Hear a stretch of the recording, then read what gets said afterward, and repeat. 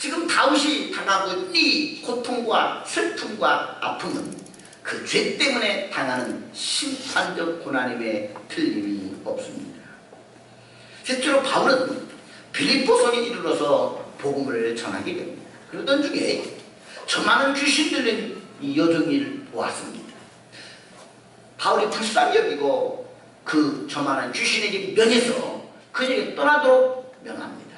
예수 이름으로 내게 면하노니 저 많은 귀신아 떠나갈지어다. 이 명령이 떨어지자마자 전 귀신이 떠나게 되고 이 여종은 정상이 됩니다. 얼마나 착한 일입니까? 얼마나 선한 일입니까? 그런데 그런 바울을 사람들은 모함합니다. 성을 요동케 한다, 성을 소란시킨다라는 죄명을 뒤집어 씌워서 사람들을 매수해서 여론고리식으로 바울을 고소하게 됩니다. 수많은 사람이 거리로 뛰쳐나와서 오늘 촛불 시위처럼 막 떼거리로 시위를 합니다. 그러자 재판관은 어떤 죄 때문인가 재판도 하지 아니하고 여론 머리에 몰려서 바울을 심히 때리고 철창에 가두게 됩니다. 선을 행하다가 감옥에 들어가는 고난을 당하고 있습니다. 온몸은 만신창이가 됐습니다. 빛도 들어오는 지하 감옥에 갇히게 됩니다. 지금 바울이 당하고 있는 고난은 선을 행하다가 복음 때문에 당하는 고난이었습니다. 베드로 사도는 이렇게 고난의 세 가지 성격을 이야기하고 있습니다. 욥처럼 애매하게 이유도 없이 당하는 고난, 다윗처럼 자기 죄 때문에 당하는 고난, 바울처럼 복음을 전하다가 선을 행하다가 당하는 고난, 세 종류의 고난을 이야기합니다. 그런데 첫 번째와 세 번째 고난을 이야기하면서 말 위에 이런 단어를 씁니다. 슬픔을 참으면 이는 아름답다. 또 고난을 받고 참으면 이는 하나님 앞에 아름답다. 고난을 받는 아픔인데, 그런데 이 고난을 잘 참으면 이건 아름다운 일이다. 하나님 앞에 아름답다. 이 아름답다라는 표현을 쓰고 있다는 얘기지요. 이 고난을 통해서 무언가 이 아름다움을 보고 있다는 얘기입니다. 이것은 고난 자체가 아름답다라는 말이 아니라 그 고난을 받는데 참으면, 즉 고난을 대처하는 삶의 자세, 고난을 대하는 성도들의 자세가 아름다운 자세가 있다라는 얘기입니다. 한마디로 말해서 누구나 다 고난을 받는다는 것입니다. 애매히 받는 고난을 받는 사람도 있고, 죄 때문에 고난을 받는 사람도 있고, 복음을 들어 선을 행하다가 받는 고난도 있다는 것이죠. 그러나 고난 자체가 아름다운 것이 아니라 고난을 대처하는 태도, 그 태도에 따라서 그것은 아름다운 결과로 맺어질 수가 있다는 것입니다. 2장 아름다운 결말. 어떠한 고난, 어떠한 역경, 어떠한 환경을 겪는다 하더라도 문제는 그 결론에 있다는 것입니다. 중요한 것은 그 고통의 끝이, 그 고통의 끝맺음이 어떻게 되느냐에 달려있다라는 말입니다. 쉽게 말해서 비록 고생이 된다 하더라도 고생 끝에 낙이다. 자, 지금 참고 견디고 슬픔을 나 고통을 당했는데 그 결국이 아름다운 결론이라는 것입니다. 아름다운 끝맺음, 승리의 끝맺음. 그 결론이 참 좋게 맺어진다는 것이지요. 쉽게 말해서 태어날 때 기관 운명을 지니고 태어났다. 부모의 도움도 받지 못하고 참 몸이 질병으로 시달리고 학교도 여러 번 떨어지고 학교 수업 실패하고 수많은 고통과 고난이 연속했는데 나중에 보니까 그가 오히려 잘 되었고 그가 성공을 이루었고 그런 참 행복한 게 인생을 살았다. 그러면은요 마치 신데렐라라고 같이 참 어떻습니까? 사람을 흐뭇하게 합니다. 마치 해피엔딩이지요. 쉽게 말하면 성우영화를 보다가 보게 되면 주인공들이 무척 많은 고통과 아픔을 겪고 그런데 끝이 뭡니까? 꼭 해피엔딩입니다. 원수도 갚고 성공도 하고 뭔가 생활이 잘 풀립니다. 영화를 보아도 해피엔딩 끝나는 영화를 보게 되면 기분이 참 썩 좋죠. 결국은 뭡니까? 우리의 슬픔과 고난이 결국은 행복 행복이라고 하는 아름다운 열매의 결론이 맺은다고 한다면 그 과정에 있어서의 고통은 참을만 하다는 것입니다. 그러므로 고통은 두 가지가 있습니다. 과정으로서의 고통이 있어요. 과정으로서의 고난이 있습니다. 고난 뒤에는 반드시 행복이 있고 고난 뒤에는 반드시 좋은 결말이 있다. 좋은 결말이 있다고 할 때는 과정으로서의 고통은 참을만 하다는 것입니다. 반대로 그 고통이 결론으로서의 고통이 있습니다. 이건 무슨 말이냐? 쉽게 예를 들면 아주 유복한 가정에서 태어났습니다. 고생도 안 하고 참 인생을 멋있게 살았습니다. 결혼도 잘했고 좋은 학교도 나왔고 사업도 성공했습니다. 그런데 인생 말미에 비참한 최후를 맞이하게 됩니다. 그러면 그 사람의 인생을 가지고 우리는 뭐라고 얘기하느냐? 참 불행한 사람이다 라고 이야기를 합니다. 인생의 결말이 어떻게 나느냐에 따라서 아름답기도 하고 불행하기도 하다는 것입니다. 우리는 7.8기라는 말을 쓰지요. 4.5기라는 말도 씁니다. 4번 실패는 5번째 이겼다는 것이지요. 홍수와 7번 넘어져 8번 일어나서 챔피언이 있다는 것입니다. 엄마나 챔피언 먹었으라고 하는 것처럼 그렇게 7번 넘어지는 고통이 있어서도 8번 일어나 승리했으면 그가 챔피언인 것입니다. 과정으로서의 고통은 결과가 좋으면 그 과정으로서의 고통은 그 참을만 했던 것이고 의미가 있는 고통이었다는 것이죠. 반면에 과정은 행복했는데 과정은 좋았는데 결론이 실패로 끝나면 결론이 비참함으로 끝나면 그 인생은 우리는 불행하다라고 이야기하는 것입니다. 그렇지 않습니까? 그러므로 문제는 어떻게 끝을 맺느냐에 있다는 것입니다. 이 문제가 바로 고통의 의미와 고통의 성격을 결론짓게 만드는 것입니다. 따라서 어디까지나 이 마지막이 문제라는 사실, 우리는 모두가 지금 당하는 고통과 아픔이 있어도 결론이 좋기만 하다면 그래 이 고통은 참을 수가 있어요. 그런데 문제는 뭐냐? 모든 고통이 다 이렇게 좋은 결론으로 이어지는 것만은 아니라는 것입니다. 쉽게 말해서 여인들이 해산의 고통을 치릅니다. 해산의 고통을 똑같이 치르는데 모두가 다 옥동자를 낳는 것은 아니라는 것이죠. 죽은 아이를 낳을 수도 있고 불구자를 낳을 수도 있습니다. 그런가 하면 또 자식을 낳긴 낳았는데 그 자식을 낳은 것이 다 영광스러운 것만도 아닙니다. 마지막에 부자식이 상팔자다라고 하는 인생의 회한에 젖어서 자식을 낳은 것을 후회하는 부모도 있다는 것입니다. 똑같은 해산의 고통을 겪었는데 다 결말이 좋은 것은 아니라는 것이죠.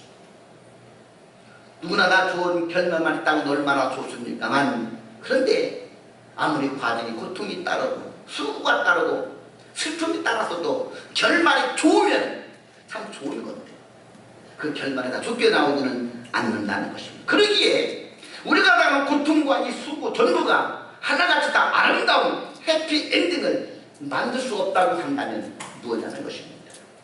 그렇게 가장 중요한 것은 고통을 대하는 우리의 태도 교화에 달려있다라고 이야기할 수가 있는 것입니다. 좀 더 쉽게 말하면 우리가 농사를 짓고 농부가 수고를 하지만 가을 추수는 내 마음대로 결정할 수 있는 것이 아니라는 것과 마찬가지입니다.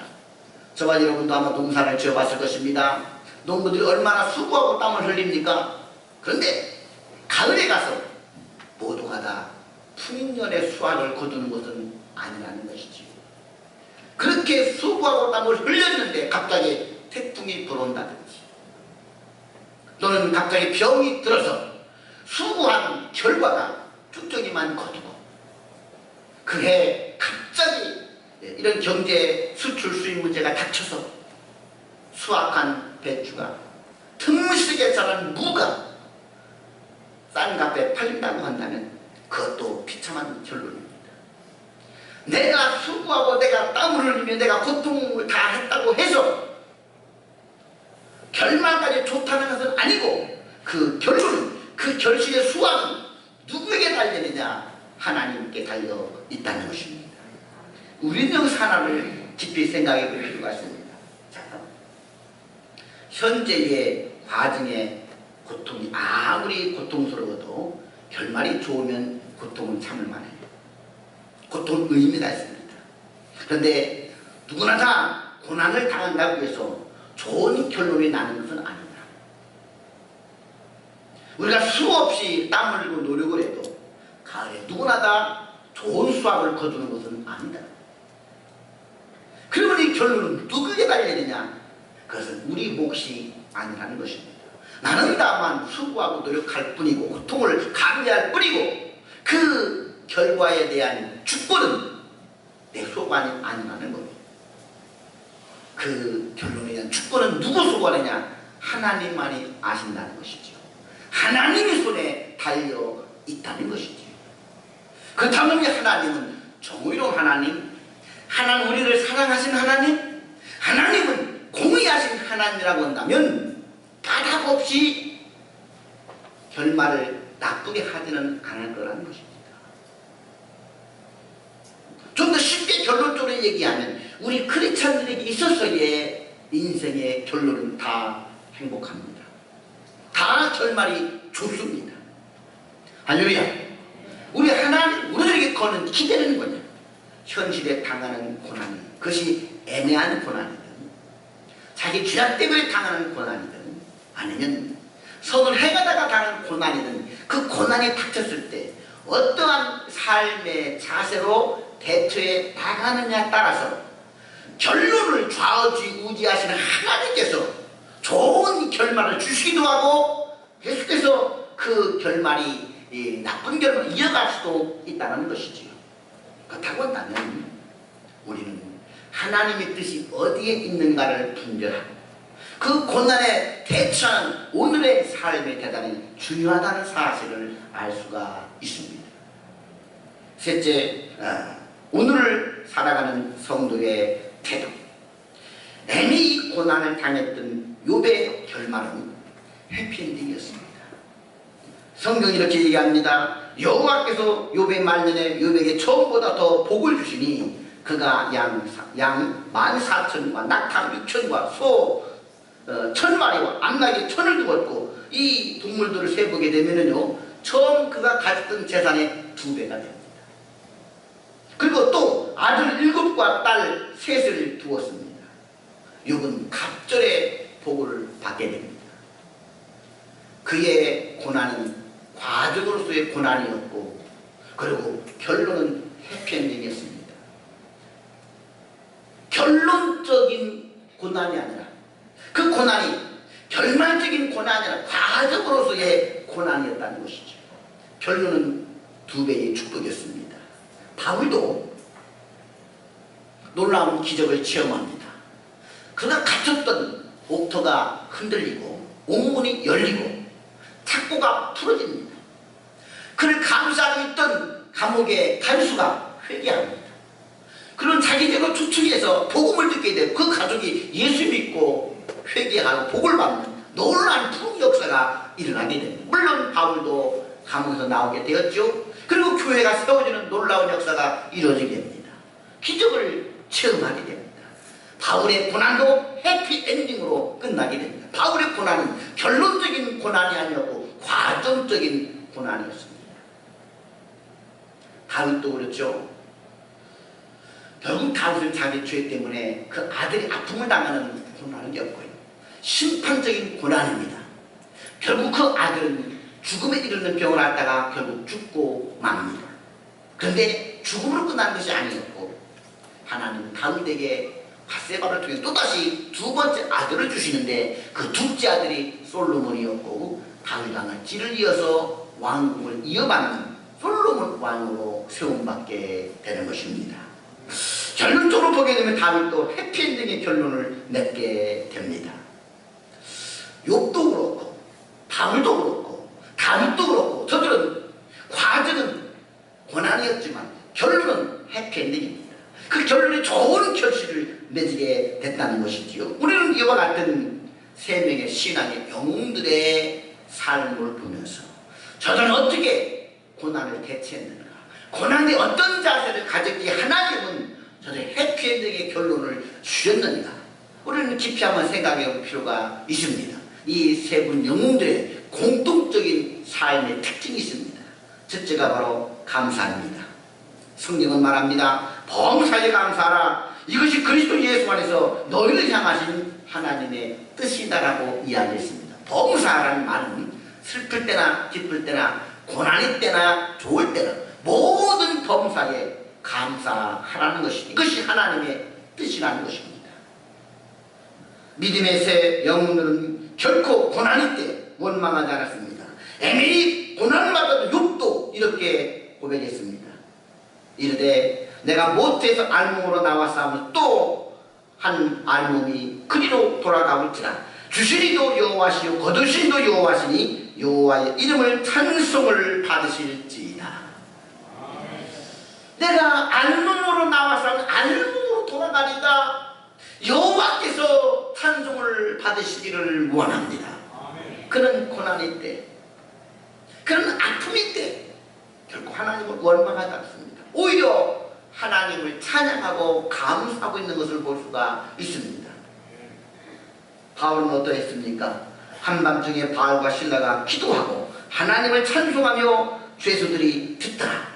그 깊은 지하 가운데서 선을 행하다가 고난을 받고 있었을 때 하나님을 원망하지 않았습니다. 내가 다시 복음을 전하지 않으리라 말하지도 않았습니다. 그는 오히려 하나님을 찬송하고 있는 것을 볼 수가 있습니다. 자, 우리는 여기서 기적을 보게 된다. 뭐가 기적이냐? 욥이 2배의 복을 받은 것, 바울이 있던 감옥이 흔들리고 자꾸 풀어졌던 것, 이것도 기적이지만 사실은 기적은 누구나 다 절망하고 누구나 다 원망하고 누구나 다 좌절할 수밖에 없는 그 고난의 순간에 욥과 바울은 감사하고 찬양했다는 것입니다. 이게 기적입니다.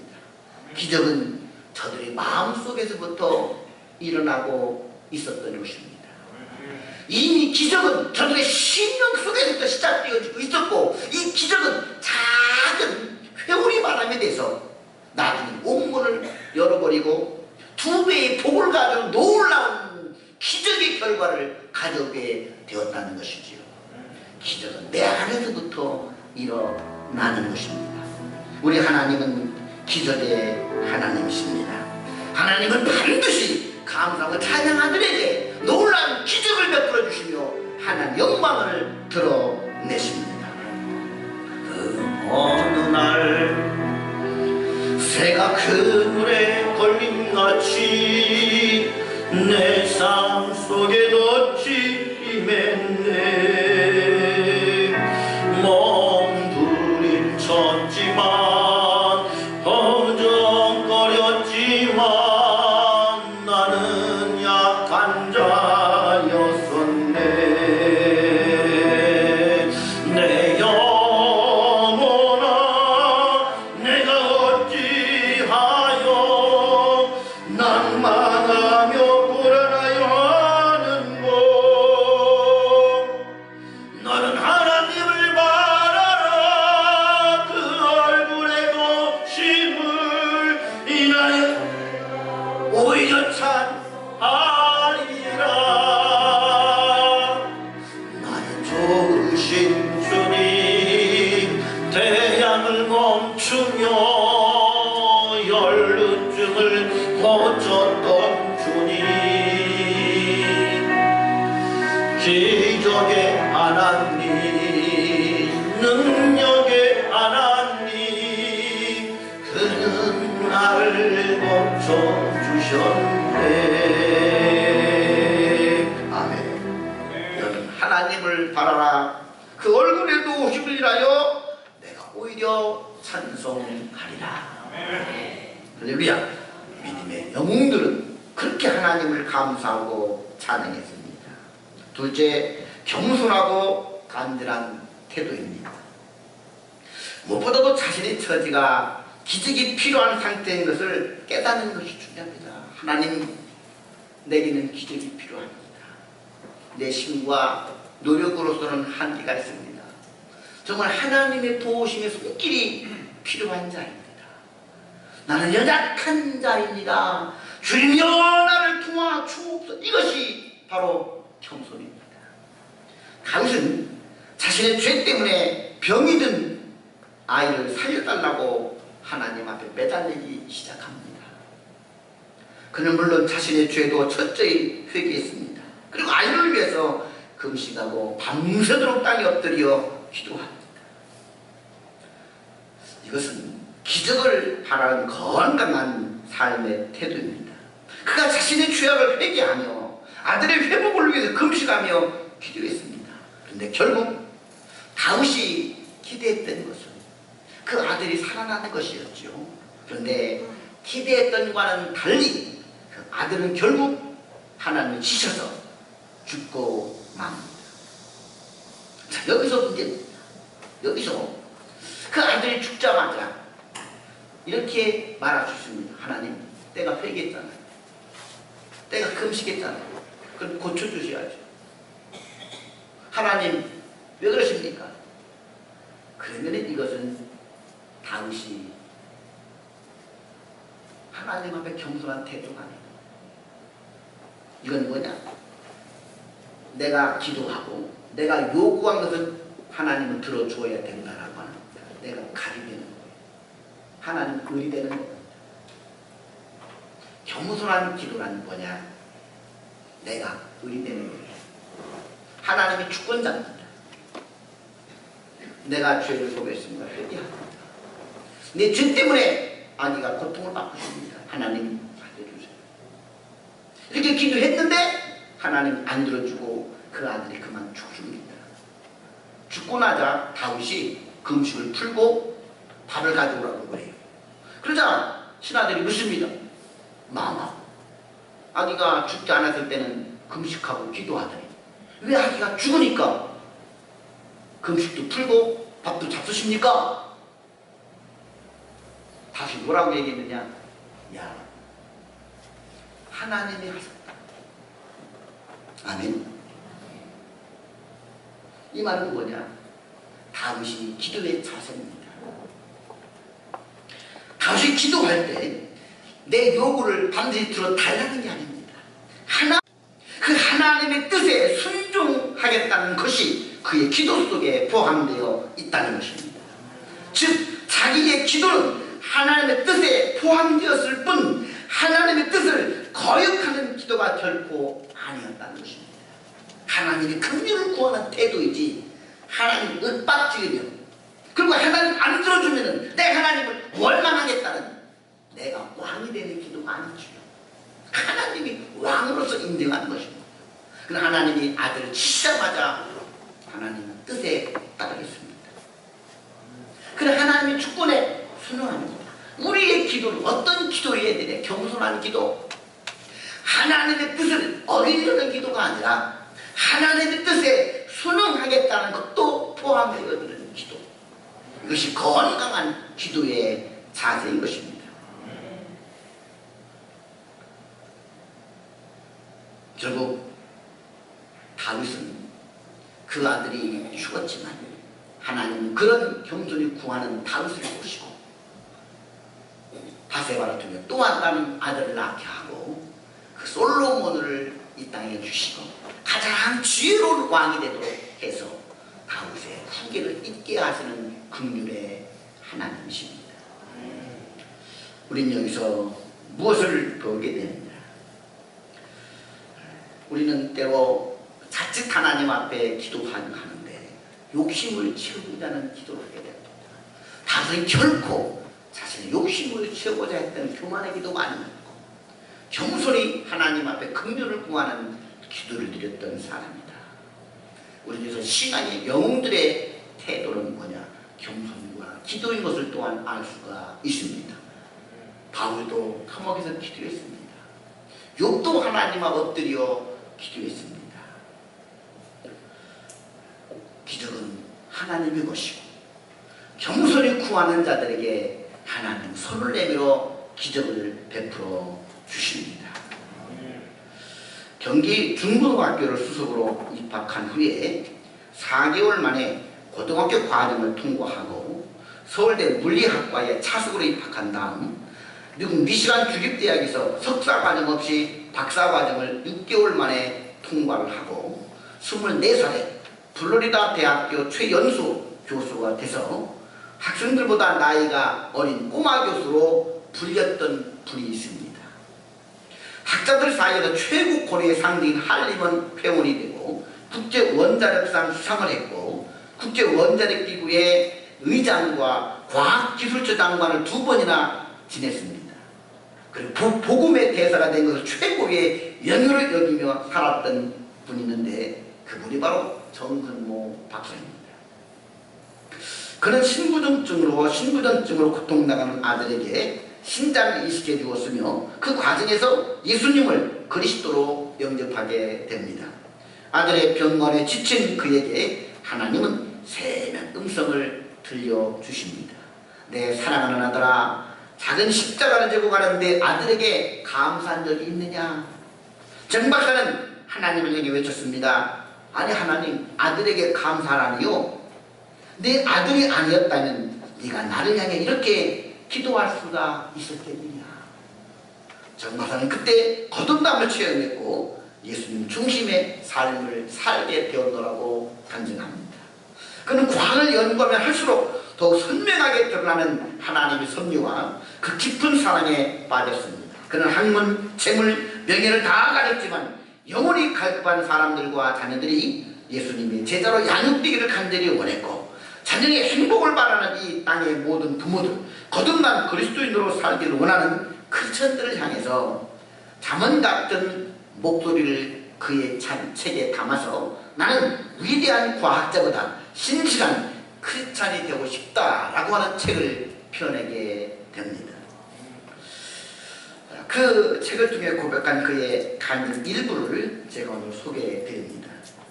미국에 있는 아들 진우가 신장 기능 상실로 다시 멀었다는 소식을 듣는 순간 나와 아내는 제일 먼저 하나님 앞에 무릎을 꿇었습니다. 여보, 기도합시다. 고통 중에 있는 우리 진우를 위해서 기도합시다. 아내와 나는 시간과 공간을 초월해 역사하시는 하나님께 간절히 기도를 드렸습니다. 그러나 우리 부부의 이런 태도를 본 주변 사람들은 하나같이 의아한 표정을 지었습니다. 과학자가, 그것도 최첨단 과학인 원자력을 연구한다는 사람이 아들의 입원 소식을 듣고서 한다는 게 고작 성경 읽고 기도하는 일이라는 말이냐. 하나님을 모르는 그들에게서 그런 반응이 나오는 것은 어쩌면 당연한 반응인지 모릅니다. 과학을 공부하면서 나는 온 세상을 원격 조종하고 있는 보이지 않는 손의 존재를 느끼게 되었습니다. 그 보이지 않는 손의 주인은 우주를 창조하시고 섭리하시는 하나님이었습니다. 하나님의 섬세하고 부드러운 손길은 과학뿐만이 아니라 이 세상에 일어나고 있는 모든 일들을 간섭하시고 다스려 왔습니다. 놀라운 것은 이 보이지 않는 손에 대한 깨달음이 결코 내게만 있는 게 아니라는 점입니다. 나는 위대한 과학자들이 과학의 한계를 절감하고 고통스러워하는 것을 보아왔습니다. 그리고 그들 입에서는 한결같이 감격의 신앙 고백이 흘러나오는 것을 들었습니다. 상대성 이론을 발표함으로써 뉴턴이 만유인력의 법칙을 제안된 진리로 만든 20세기 최고의 과학자 아인슈타인도 이렇게 말했습니다. 과학을 모르는 종교는 장애이며 종교가 없는 과학은 불구다. 아인슈타인이 그랬듯이 과학자는 그 어떤 사람보다도 신의 존재를 인정할 수밖에 없습니다. 과학을 연구하면 연구할수록 위대한 창조주이시며 우리의 모든 것을 주관하시는 하나님의 존재를 느끼기 때문입니다. 과학이란 이 세상 지혜가 갖고 있는 극히 한정된 일부분에 불과합니다. 그동안 과학을 사랑한 사람으로서 과학을 알아가는 동시에 하나님의 섭리에도 눈을 뜰 수 있었던 것에 감사합니다. 그리고 이러한 놀라운 경험은 비단 학문적인 부분에만 해당되지 않았습니다. 생활 전반에 걸쳐서도 하나님의 따스한 입김은 나와 내 가정을 감싸 주었습니다. 우리의 기도를 따라 진우의 병세는 차츰 호전되어 갔습니다. 투석을 하고 몸속에 퍼져있던 요산이 제거됨으로써 혈압 또한 정상으로 돌아왔습니다. 지긋지긋하던 통증으로부터 진우가 해방되었다는 소식이 검푸른 태평양을 건너 내게 좋은 소식으로 달려왔습니다. 우리 부부의 입에서는 감동이 겨워 한 줄 고백이 흘러나왔습니다. 감사합니다. 하나님의 뜻은 너무나 크고 오묘해서 우리의 눈과 귀와 머리로는 볼 수도 들을 수도 느낄 수도 없습니다. 하나님 제 삶의 방패가 되십니다. 그의 책 속에 있는 내용 일부를 오늘 소개해 드렸습니다. 사랑하는 성도 여러분, 어떠한 순간에도 기도가 막히지 않는 사람은 복된 사람입니다. 바울도 기도가 막히지 않았습니다. 그러기에 착고에 갇히고 감옥에 갇혔어도 세상 온통 사방이 흑암이었지만 그러나 바울의 기도만큼은 열려 있었습니다. 기도할 때 기적이 일어났습니다. 기도할 때 찬양이 나왔습니다. 욥도 마찬가지입니다. 엄청난 시련과 아픔을 겪고 있었어도 욥의 기도는 살아있었습니다. 하나님 앞에 기도할 수가 있었고 기도 속에서는 하나님의 섭리를 발견할 수가 있었고 결국은 결과적으로 2배의 갑절의 축복을 받았습니다. 범죄했던 다윗도 잠깐의 실수로 그는 범죄했을지라도 그의 기도의 문만큼은 열려져 있었습니다. 그래서 나단 선지자의 책망을 들을 수가 있었고 책망을 듣고 회개할 수가 있었고 회개하는 엎드려 긍휼을 구하는 기도를 드릴 수가 있었던 것입니다. 그러므로 여러분, 어떠한 순간에도 어떠한 핍박과 아픔과 고난의 순간에도 기도 문만 열려 있으면 해결책이 보이게 되는 것입니다. 과학자든 정근모 박사도 기도할 수가 있었기에 그는 하나님의 기적을 체험하고 있었던 것입니다. 사랑하는 성도 여러분, 아무리 부하게 살아도 기도가 막힌 사람은 죽은 사람과 다름이 없습니다. 사랑하는 성도 여러분, 오늘 우리들에게 삶의 현실은 늘 행복과 순탄대로만 있는 것이 아닙니다. 자갈밭도 있고 계곡도 있고 거칠은 광야도 거래할 때가 있습니다. 슬픔과 고난과 고통이 늘 몰려올 때도 있습니다. 예기치 않은 사건을 당할 수도 있습니다. 그러나 그 모든 것들은 결론이 아닙니다. 과정으로서의 고난입니다. 우리를 지키시는 하나님은 반드시 우리에게 해피엔딩을 주실 줄로 믿습니다. 이 하나님을 바라보면서 겸손하시고 감사하면서 기도하는 성도가 되어서 기적을 체험하는 저와 여러분 될 수 있기를 주님의 이름으로 축원합니다. 기도하겠습니다. 사랑과 은혜가 풍성하신 아버지 하나님, 우리 하나님은 살아계신 하나님, 기적의 하나님임을 고백합니다. 이 하나님 앞에 우리 크리스천들이 어떤 고난의 순간에도 원망 불평하지 않는 감사와 찬양하고 겸손히 기도할 수 있는 믿음의 길을 걷게 하여 주시옵소서. 예수님 이름으로 기도하옵나이다. 아멘.